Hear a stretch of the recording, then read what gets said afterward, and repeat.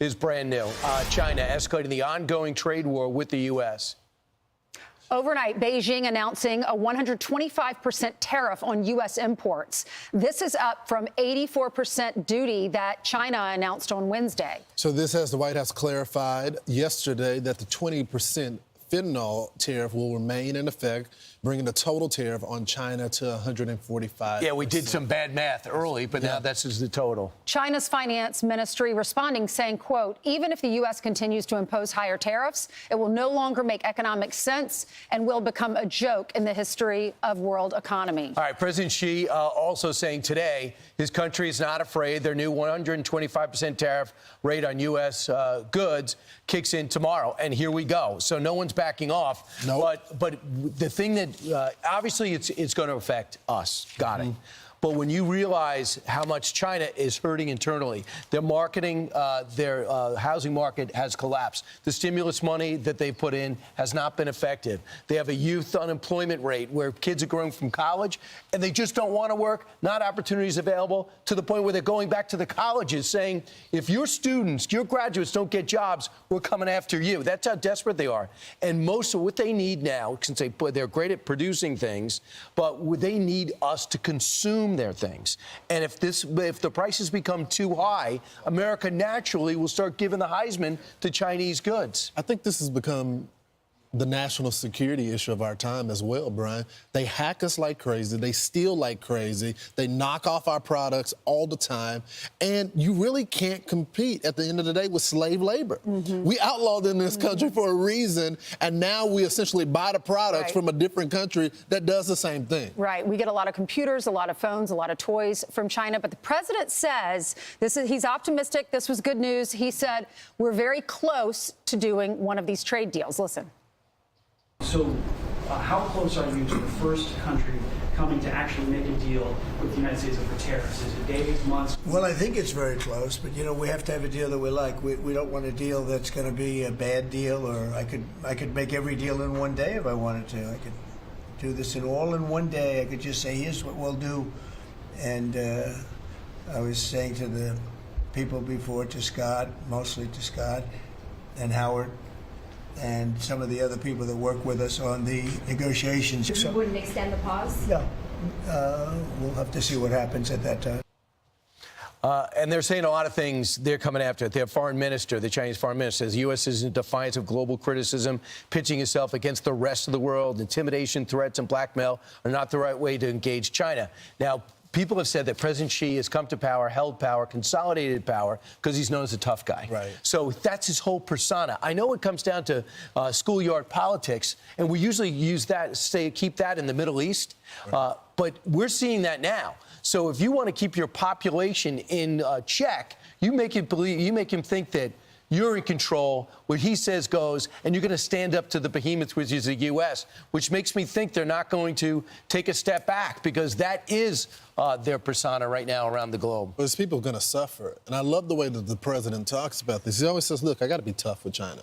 I have to, but me and the president are friends. He's a tough negotiator. But I got to do what's best for my people. He's going to try to do what's best for his people. But all I want is fairness. I don't want to get into a war with China. I just want what's fair to the United States and what's fair for China as well. Right. I don't think most Americans knew the deficit was so big between the two countries. And that's what he's saying. We're going to stop paying y'all so much money until you start paying us just as much. We have Jamison Greer, the U.S. trade representative. You've seen him on TV. Guest. Yeah, he's big. He's going to be on at 7:30. He's the one that's been in front of the Senate and the House talking about all this. Very smart. And the cabinet met yesterday, and the cabinet members started to share their latest developments. This it goes hand in hand with what you saw yesterday at the diner. Everyone was saying, I love that President Trump's doing this and this and this. And if you don't remember everything that he's done over the last 100+ days, here you go. Within the next 24 hours, you're going to be seeing another huge arrest on a Tesla dealership, President.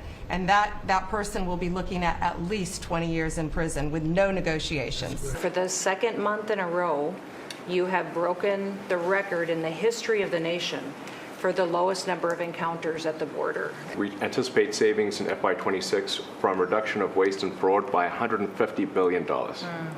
It's And I mean, and some of it is just absurd. Like people getting unemployment insurance who haven't been born yet. I've had over 100 people working around the clock to scan the paper around RFK, Senator Robert F. Kennedy's assassination, as well as Martin Luther King Jr.'s assassination. By September, we will know what has caused the autism epidemic, and we'll be able to eliminate those exposures. That's incredible. I said Think about 100 that days. last line. It'll be What? 100 days on April 29th. That last line, we're going to figure out by September what has caused this autism epidemic. We'll be able to know or tell America by then. Well, I mean, that's huge promises. No backing off that deadline. Right. One thing is, they did update us. This is what President Trump wants to do. It's your government. I'm going to let you see what's happening. It went on for over an hour. There's no better programming in the country than when President Trump gets his cabinet members together or when he has these meetings, whether it's gun control or anything else. Bring the cameras in. You'll see it in real time. I have you bring the governors in. Leave the cameras on. Let the governors ask me questions. Same thing with Right, mayors. the transparency in this administration is just unmatched. I mean, he wants the American public to see everything. And this is not a ceremonial cabinet. They're working, and they're telling the American people what they're doing. You can criticize them all day. You may not like them personally, whatever the Democrats want to throw at them. But they ran on an agenda, the president did. He selected a cabinet.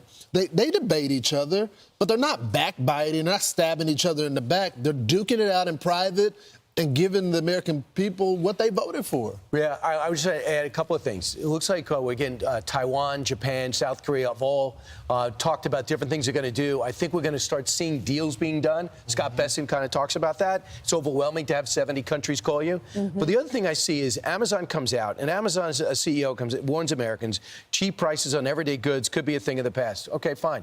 You know why? Because 75% of all your material, everything you have on your website is China. And we don't even know it, doesn't say it. A lot of them are knockoffs. You don't police it. You just put it out there and say the American people aren't complaining. You know who's complaining? The entrepreneurs. I was talking to Artie Lee, the creator of LifeVac.